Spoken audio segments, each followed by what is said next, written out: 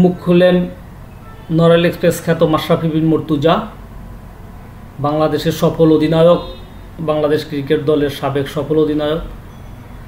বৈষম্য বিরোধী ছাত্র আন্দোলনে তার কোনো মন্তব্য না করা, তার কোনো স্ট্যাটাস না দেওয়া, ছাত্রদের সাথে না দাঁড়ানো, এই বিষয়ে মুখ খুলছেন।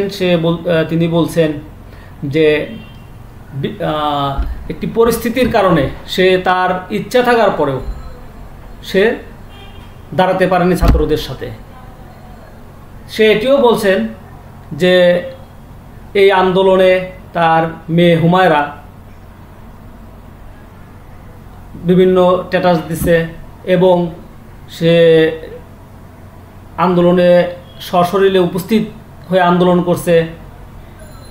মাশরাফি বিন মুর্তজাকে জিজ্ঞেস করছে তার মেয়ে হুমায়রা যে বাবা, আমি যদি আন্দোলনে যাই তোমার কোনো সমস্যা আছে কিনা?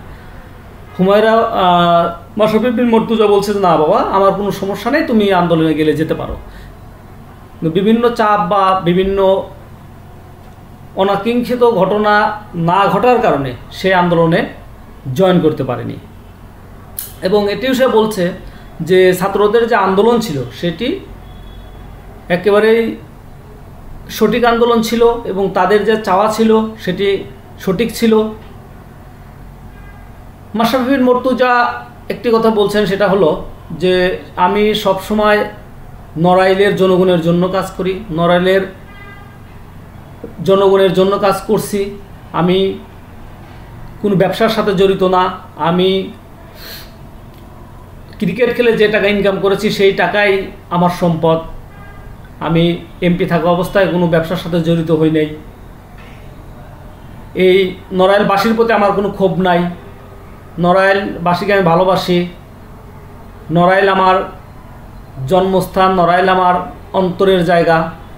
নড়াইল ছাড়া আমি কোনো কিছুই চিন্তা করতে পারি না, নড়াইল জনগণ ছাড়া কোনো কিছু চিন্তা করতে পারি না। এবং সে নড়াইলবাসীর জন্য ভবিষ্যতেও কাজ করার জন্য আশা প্রকাশ করছেন এবং সে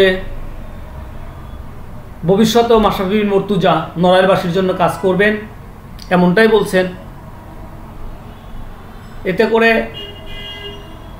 নড়াইলের জনগণ তার প্রতি ক্ষোভ থেকে বা কোনো কারণে তার বাড়ি পোড়ায় দিয়েছেন, সেজন্য তার কোনো অভিযোগ নাই, তার কোনো অনুযোগ নাই। সে নড়াইলের মানুষকে ভালোবাসে এবং নড়াইলের মানুষকে সারা জীবন ভালোবাসবে। ক্রিকেটের সাথে ছিল, ক্রিকেটের সাফল্য কামনাতেই সারা জীবন ছিল এবং ক্রিকেটের সাফল্য সে কামনা করবে, এটাই সে বলেছেন।